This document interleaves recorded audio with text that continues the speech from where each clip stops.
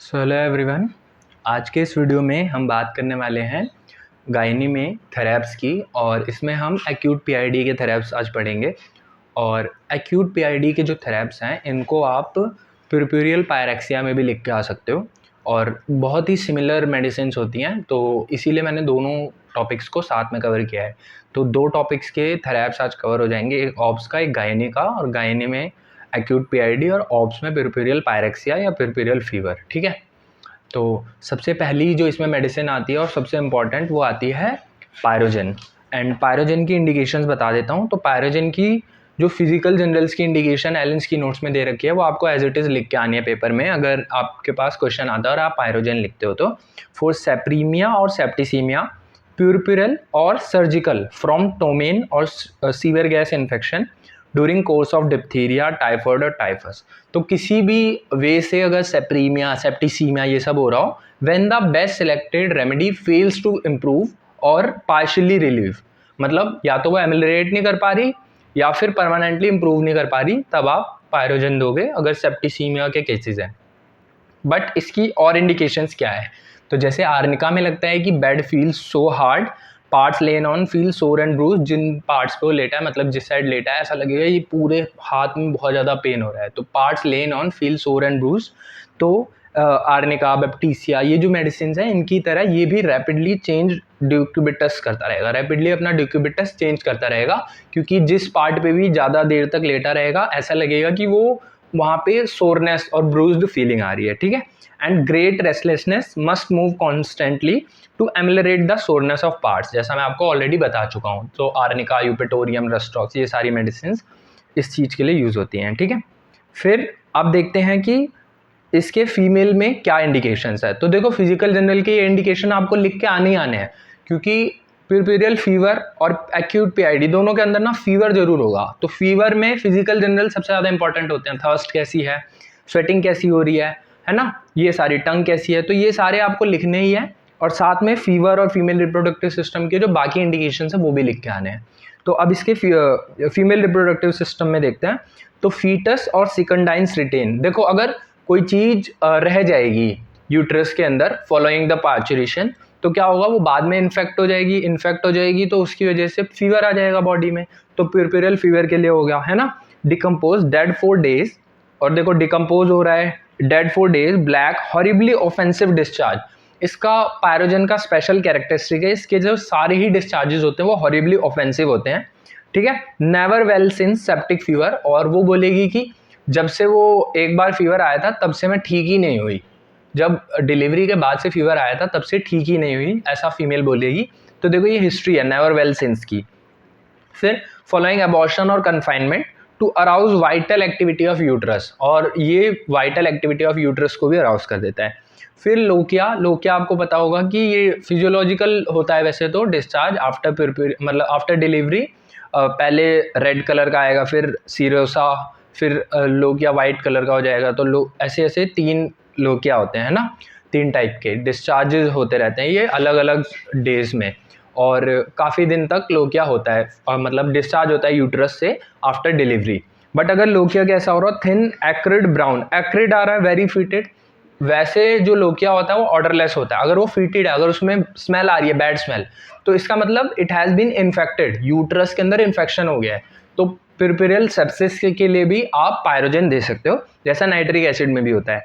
Suppressed followed by chills, fever and profuse fetid perspiration. ठीक है, फिर ये इसके फीमेल रिप्रोडक्टिव सिस्टम के सिम्टम हो गए एलन में से। अब बोरिक में से देखेंगे तो septic puerperal infection, puerperal peritonitis में दे सकते हो, septicaemia following abortion, fever at each menstrual period consequent upon latent pelvic uterine haemorrhage, latent pelvic uterine inflammation.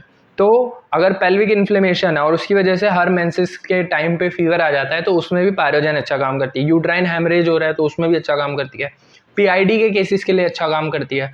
तो पेल्विक इन्फ्लेमेटरी डिजीज हो गया, प्यूरपुरल पेरिटोनाइटिस, प्यूरपुरल सेप्सिस, प्यूरपुरल फीवर, इन 4 के थेरेप्स में आप पायरोजन लिख के आ सकते हो। ठीक है, देन इसकी मोडालिटी क्या है, तो इसमें एमिलरेशन होता, रिलीफ फ्रॉम मोशन होता है, तो हमेशा इसको रिलीफ फ्रॉम मोशन होगा, और all discharges are horribly offensive lochial discharge हो, चाहे मेंस्ट्रुअल हो, चाहे डायरिया हो, वॉमिटिंग हो, स्वेट, ब्रेथ, कोई भी डिस्चार्ज जो होगा वो हॉरिबली ऑफेंसिव होगा, ठीक है। तो ये पायरोजन के इंडिकेशंस थे। दूसरी जो मेडिसिन है वो है बेलेडोना, एंड ये भी प्यूरपेरल फीवर के लिए बहुत अच्छी मेडिसिन है। इसमें क्या होगा, diminished lochia, lochia very offensive and hot, तो लोकिया बहुत ऑफेंसिव और हॉट होगा, face red and hot, throbbing carotids, and then sudden onset of high fever. Sudden onset of high fever belladonna में सबसे ज्यादा मार्क्ड है। आपको पता होगा बेलाडोना की सडननेस, एकोनाइट की सडननेस ही उनकी पिकुलैरिटी है।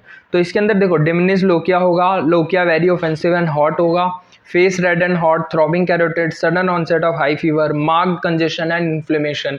तो अगर पेल्विक ऑर्गन में कंजेशन हो रहा है तो वो पीआईडी के केसेस में भी हो सकता है, पेल्विक इन्फ्लेमेटरी डिजीज के केसेस में। और अगर लोकिया डिमिनिश्ड है तो उसकी वजह से लोकिया इन्फेक्ट हो गया है, उसकी वजह से अगर प्यूरपेरल फीवर हो रहा है तो बेलाडोना आप दोनों केसेस में दे सकते हो, प्यूरपेरल फीवर के केसेस में भी और एक्यूट पीआईडी के केसेस में भी। देन अगली जो मेडिसिन है वो आती है सल्फर।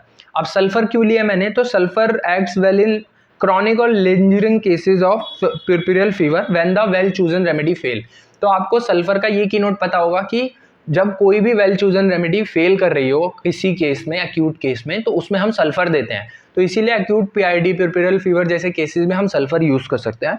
अब पेशेंट जो होगा डर्टी होगा, sensitive to heat specially of the bed, है ना, ये इंडिकेशन है सल्फर की। थर्मल रिएक्शन हॉट होता है तो सेंसिटिव टू हीट होगा, specially bed heat. Fever returns at regular intervals, तो पीरियोडिसिटी बहुत मार्क्ड होती है सल्फर के पेशेंट्स के अंदर, तो फीवर जो होगा वो रेगुलर इंटरवल्स पे आ रहा है with heat and burning. Then flushes of heat followed by sweat, lochia में फॉलोड बाय स्वेट, पहले फ्लश ऑफ हीट आएगा उसके बाद स्वेट आएगा, और लोकिया जो होगा वो स्कैंटी या ऑफेंसिव हो सकता है, ठीक है। तो 3 मेडिसिन हमने कर ली, pyrogen, belladonna and sulphur. Now moving on to next, that is Baptisia.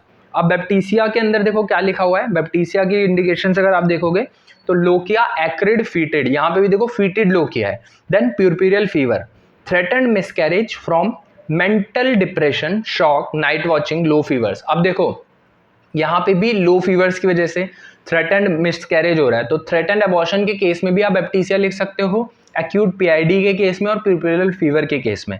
Menses too early, too profuse, तो ये मेनोरेजिया हो गया, है ना, मेनोरेजिया के केस में भी बैप्टीसिया दे सकते हो। तो बैप्टीसिया के अंदर और क्या चीज मार्क्ड होती है, इसके अंदर जितनी भी सिक्रीशंस होंगी वो बहुत ऑफेंसिव होंगी, तो ऑफेंसिवनेस मार्क्ड होती है। तो 4 चीजें मैंने आपको बताई, lochia, acrid, fetid and puerperal fever, ये लिखा हुआ है। Then threatened miscarriage from mental depression, shock, night watching, low fevers, ठीक है। Then menses too early, too profuse and menorrhagia. और बैप्टीसिया आपको पता होगा किंग ऑफ टाइफाइड कहते हैं इसे। तो अगर लो ग्रेड फीवर हो, typhoid type low grade fever हो अगर पीआईडी के केसेस में, प्यूरपेरियल सेप्सिस के केसेस में, तो उसमें आप बैप्टीसिया सोच सकते हो अलॉन्ग विद मार्क्ड ऑफेंसिवनेस, ठीक है, मार्क्ड ऑफेंसिवनेस होनी चाहिए। फिर अगली जो मेडिसिन है प्यूरपेरियल फीवर के लिए, उसमें स्पेसिफिकली लिखा हुआ है प्यूरपेरियल फीवर, तो वो है वेरेट्रम विरिडे। वेरेट्रम विरिडे में पहला कीनोट है प्यूरपेरियल फीवर, यही लिखा हुआ है विदाउट एनी इंडिकेशन। दूसरा है रिजिड ओस, जो इंटरनल ओस होगी वो रिजिड हो जाएगी। Then a white streak down the middle of the tongue in all the cases. तो आप वेरेट्रम विरिडे को पहचानने का तरीका यही है कि जब आप उसकी टंग देखोगे तो टंग में एक white streak down the middle of the tongue आ रही होगी, ठीक है। तो ये 3 इंडिकेशंस थे वेरेट्रम वेराइट। देन अगली जो मेडिसिन है वो है कार्बोलिक एसिड, और कार्बोलिक एसिड के बाद हमारी 6 मेडिसिन हो जाएंगी। तो 6 मेडिसिन मैंने करी है। कार्बोलिक एसिड की इंडिकेशन बता देता हूँ। डिस्चार्जेस ऑलवेज ऑफेंसिव, इसमें भी देखो डिस्चार्ज ऑफेंसिव हो रहे हैं। अगर लोकिया ऑफेंसिव है तो इसका मतलब इन्फेक्टेड है, इसका मतलब प्यूरपेरियल सेप्सिस या प्यूरपेरियल फीवर है। Then pain in the left ovary, pain है लेफ्ट ओवरी में, एंड एमिलरेशन किससे होगा, वॉकिंग इन ओपन एयर से। फिर सर्वाइकल इरोजन, नहीं aggravation walking in open air, cervical erosion और फीटेड एक्रिड डिस्चार्जेस। अगर सर्वाइकल इरोजन हो गए हैं और उसकी वजह से फीटेड एक्रिड डिस्चार्जेस हो रहे हैं तो उसमें भी आप कार्बोलिक एसिड सोच सकते हो। Then puerperal fever with offensive discharge, ये इसका अगला इंडिकेशन है। और लास्ट में है irritating leucorrhoea causing itching and burning. Irritating leucorrhoea है जो कि इचिंग और बर्निंग। तो कार्बोलिक एसिड को आप किस किस में दे सकते हो, डिस्चार्ज ऑलवेज ऑफेंसिव, तो ऑफेंसिव डिस्चार्ज, अगर ऑफेंसिव लोकिया आ रहा है प्यूरपेरियल फीवर में तो आप दे सकते हो। सर्वाइकल इरोजन में दे सकते हो, पेन इन लेफ्ट ओवरी में दे सकते हो, और इरिटेटिंग ल्यूकोरिया हो अगर, तो ल्यूकोरिया अगर इरिटेटिंग है, वैसे ल्यूकोरिया आपको पता होगा ब्लैंड होता है, वो उससे कुछ ऐसा एक्सकोरिएशन नहीं होता स्किन का या वल्वा का, बट अगर हो रहा है इरिटेटिंग है, वहाँ पे इरिटेशन, इचिंग, बर्निंग कॉज कर रहा है, तो आप कार्बोलिक एसिड दे सकते हो।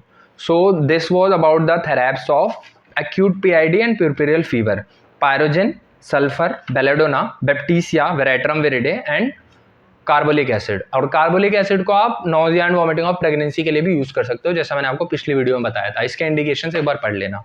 So this was all about this video. मिलते हैं नेक्स्ट वीडियो में नई थेरेप्स के साथ। तब तक के लिए बाय।